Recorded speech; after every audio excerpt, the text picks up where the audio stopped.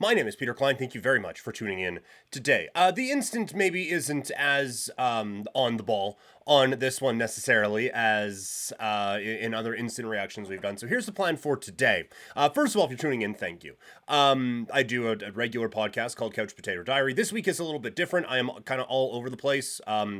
Just jobs wise. So what's going to happen today, going to do 3 kind of instant reaction podcasts. One on the Royal Rumble, one on the AFC Championship game, one on the NFC Championship game. That's going to be the kind of 3 podcasts. And there's still going to be 5 podcasts this week.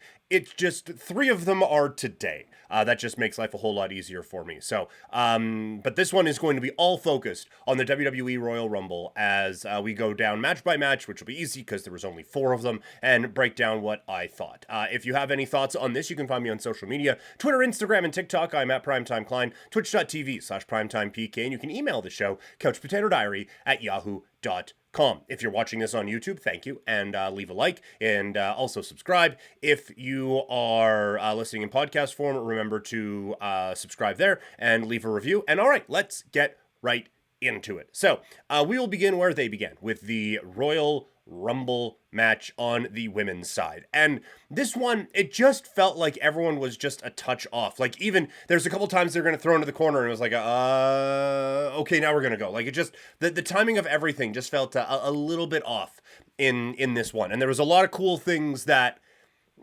almost happened. But overall, like, I thought there were obviously some cool moments. Naomi coming out number 2 to be able to get the big intro and all of that was really, really fun. And I thought pretty well done, actually. So that was great. And I thought an opportunity to really, like, okay, let's get this thing going. And then at 5, Jordynne Grace comes out, and that was kind of the, like, oh shit. Like, we had heard, like, Naomi might be coming back for a little bit now. I think I do a pretty good job of avoiding spoilers and stuff going into the Royal Rumble anyway, but this was one that I did not see coming at all, with Jordynne Grace, the TNA Knockouts champion, coming down to the ring and having I thought a really cool moment with Naomi. They hug and then immediately start doing the hockey fighting thing. That was so cool.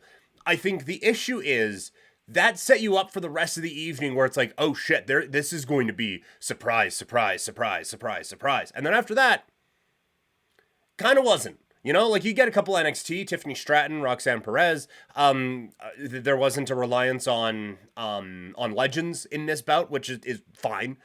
I think you need to have a couple sprinkled in throughout the show to make it like, okay, this was really cool. This was cool that this happened. And I think it was kind of missing that. It was missing a little bit of the, oh, that was cool moment of it, you know? Like, overall, it was fine. It feels like I'm shitting on it. Overall, it was fine. I think you come out of this one setting up a few different challengers in a few different situations, like that shot at the end where they're all lined up along the wall, sitting and just staring at the eventual winner, I thought was really cool. But I thought the middle point of the match kind of dragged with the Nia Piper Niven stuff. Like, the stuff with Chelsea Green was actually really funny. But I thought, like, having the 2 giants in there, it's like, it's cool for a little bit, but then they were just in there for a while. And it just dragged. All of it just dragged a little bit. And that was a problem for me. So that, I thought they kind of needed to get rid of one of them, and one of them needed to eliminate a bunch. Like, it felt like the whole match, there was just too many around. But then you get down to the end, and all of a sudden, like, okay, things are going well. This is like, we've started to pick things up a little bit. And that really turned when Jade Cargill came into the match. And I just said you needed okay, that was cool. That was cool. I watched the Rumble with 2 people who wouldn't have known Jade Cargill from a hole in the wall, and both of them immediately were like, whoa. And it's something we've talked about on here for a little bit. From the very first time Jade Cargill debuted, it was like, star. We've been saying that on this show basically since I've had a show. Like, Jade Cargill, you put her on a poster, people will show up. And the Royal Rumble, I thought, was kind of proof of concept of that. And she delivered, right? Like, the body slams with Nia, and that was when things really started to pick up. It's like, okay, we have another challenger here. And by the end, when it was down to 3 and she was one of the 2, she felt like she was a big deal. And it was like, yeah, she's just gonna fucking win this thing. That is what it felt like with Jade Cargill in there. So, perfect introduction. Perfect way to kind of tailor to her skill set, and sky is the limit with Jade Cargill in WWE. Couldn't be happier for how they kind of showed this and how they presented this character and this particular star. And I use star on purpose. That was it was a star making night. Like it was just I won't forget that reaction. A couple of my buddies just like, oh, that's different. Like that is a somebody who is coming down to the ring. And she backed it up in the ring, which was really great. And then by the end, it's like, okay, she might actually do this. They presented Liv Morgan like she was a big deal, coming out 30th, and like, oh wow, okay, this is a big return. Here comes Liv. And then in the end, you have all three of them out on the the rail, on the apron, sorry, and it was a really, really cool thing. So that was a fun kind of that was a fun kind of way to close out the Rumble, and I thought Bayley, being the winner, just absolutely deserves it. Bayley was so good in her role throughout. Like I don't love this character as much, but I'm not supposed to. And she plays it so well. And she has gone through so much in her career. To get to this point now of being the Royal Rumble winner is just the best. And I'm so happy that Bayley gets this opportunity now to be the to be main eventing here at a WrestleMania. And I think it creates some interesting options. Obviously, I think it'll probably be her against Io Sky. I think that setup will be great, and I think that match will be really, really great as well, and an opportunity to further elevate Io Sky, who I think has had a damn fine championship run. The one where I was a little bit, Bayley kind of Becky Lynch kind of felt like a bit of a non-factor in this particular Royal Rumble match, and that's disappointing. I'm not saying like, okay, well, now this is just a mid-card character or anything like that. It was just for someone who a lot of people thought would win this thing, she was just kind of there for me, and that's not the Becky Lynch character ever. But overall, like I said, it felt like they were a couple beats away from some really, really cool stuff happening, but overall, a fine Royal Rumble. We then get into the Fatal 4-Way match for the WWE Undisputed, although kind of disputed, Universal Championship, with Roman Reigns defending against Randy Orton, LA Knight, and AJ Styles. This was fine. No one at all was going to believe that Roman Reigns was going to lose, but then Randy Orton does the 3 RKO spots, and it's like, oh, the crowd bit. People thought like, man, Randy Orton's going to do it right here. Randy Orton is going to be, oh, he kicked out at 2. They got you to buy on that 1 near fall, which is all they needed to do, and Randy Orton got them to do that. But overall, this was a fine match. It's just, it very much felt like filler that Roman was going to win this, and then whoever, whether it's The Rock or whoever ends up winning the Rumble, which we'll get to in a sec, that's who it's going to be. So it was a tricky one. I thought the next match, the U.S. title match, was a lot of fun, and there's the kind of smoke and mirror stuff. Although Logan Paul doesn't really need it. Like I am not a fan of Logan Paul, the person at all, or the brand or anything like that, but he has taken this seriously, and he works in the world of professional wrestling. Like he is remarkably hateable and is really good at all of this being athletic stuff. But he and Kevin Owens, I thought, put on a great show in this bout, and I thought really, it was fun. And then you get some of the stuff at the end where guy comes out with brass knuckles. That they're still able to get it to Kevin Owens with Theory and Waller coming down, so you include them, and then the Kevin Owens, he clocks him with it, but forgets to hide them, and it perfectly shot, perfectly lined up with the camera, and this is the stuff about WWE, man.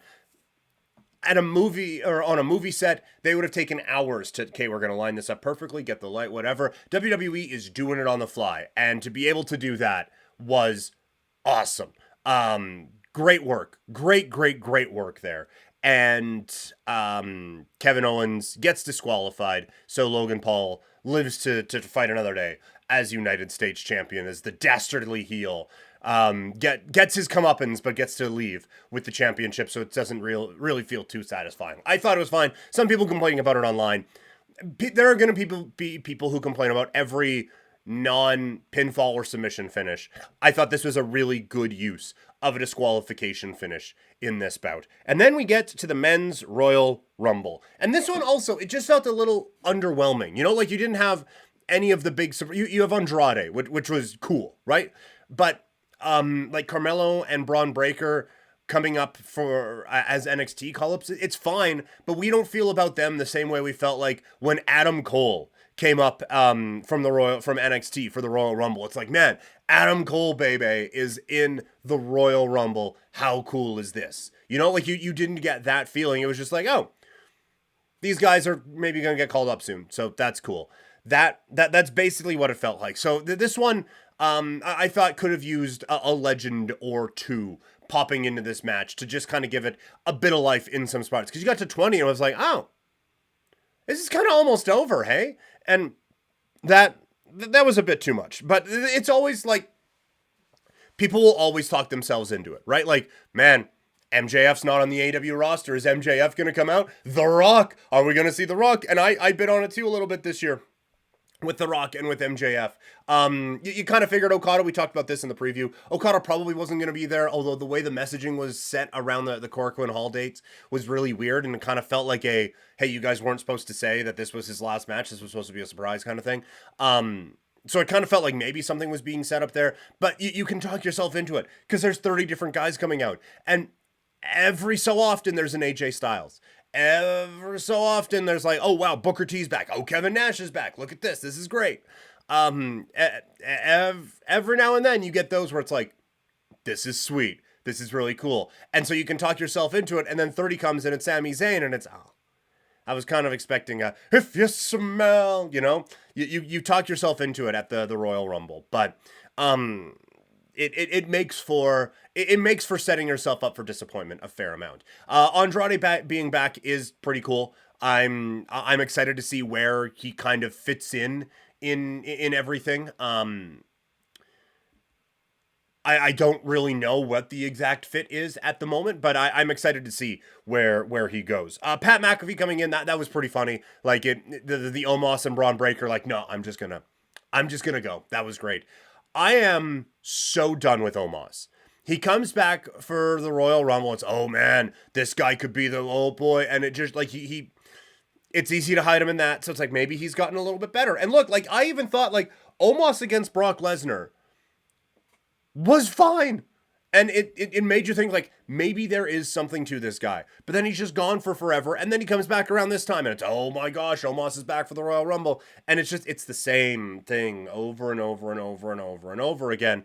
And eventually it's like, I need to see you do anything.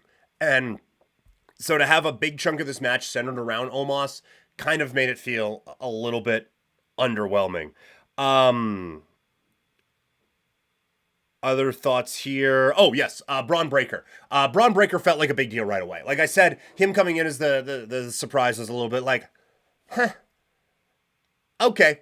But he felt like a big deal. Like he felt like he belonged and he felt like a star when he came out and started wrecking shop. And it sounds like, depending on what you believe, and I have a tough time believing a lot of the reporting online, not because it's bad reporting or anything like that. It's just, we've had a long time of bad reporting. And so it's difficult to like, I'm just gonna, for storyline stuff, I'm just gonna wait and see.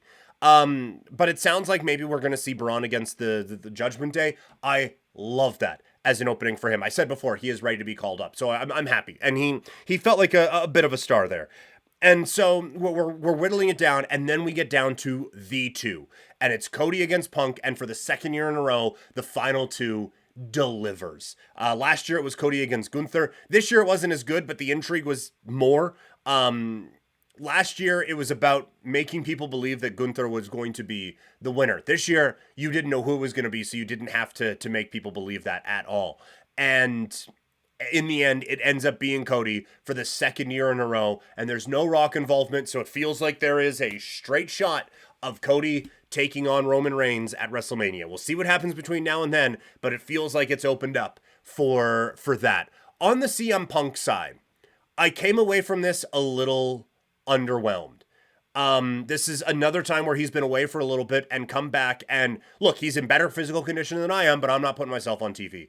He did not look like the star that we're having be hyped up, you know? And this is a difficult thing now because when like Hulk Hogan comes back in 2005, all he's got to do is big boot and leg drop and people lose their minds, right? Like you get Undertaker come in, just rolls the eyes back, does one old school, maybe chokeslam tombstone, and we get stoked. For CM Punk, what we loved about Punk is that he was a better wrestler than anyone. Also on the mic, for sure on the mic, and we're going to get that, and he's going to talk us into being excited about it, but to deliver the full CM Punk nostalgia, it's got to be an excellent match. And there was no point in this Royal Rumble match where it was like, there he is. CM Punk is back. It was just like he was there at the end. And then they do a bit of a back and forth, but nothing in there felt like crisp or anything like that to make you think like, man, I am excited to see CM Punk again. So he now needs to have, I think, a blow-away performance to make us feel like genuinely like, okay, the guy who we were so excited about is all the way back. It wasn't there for me. But overall, like, I thought Braun was elevated from this. I thought McIntyre came away from this a little bit elevated. I didn't get the same sense as Gunther. I think they're going to need to do a little, like, there needs to be an elevation and a change in this character now. Instead of just this guy's been the Intercontinental Champion for 1,000 days or whatever, 500 days, and he chops people really hard. Because we have now passed that. There needs to be an elevation of this guy, an elevation of this character. He needs to be in the main event scene now for us to believe that he is a main eventer. Overall, though, it was like 3.5 hours, very well spent. It was a fun show. There's a couple things that I'm critiquing, but overall, it was a really, really fun show. So that is your instant reaction, kind of instant, for the Royal Rumble. Thank you all so much for tuning in. Remember to like this video and subscribe to the channel. Make sure if you're listening in podcast form, you subscribe there and leave a review. You can find me on social media, Twitter, Instagram, and TikTok. I'm at Primetime Klein, twitch.tv/PrimetimePK, and you can email this show, couchpotatodiary@yahoo.com. You can find me talking about the NFL in just a few moments. It's going to be a lot like this the rest of the day. Thank you guys so much for tuning in, and I will talk to all of you later.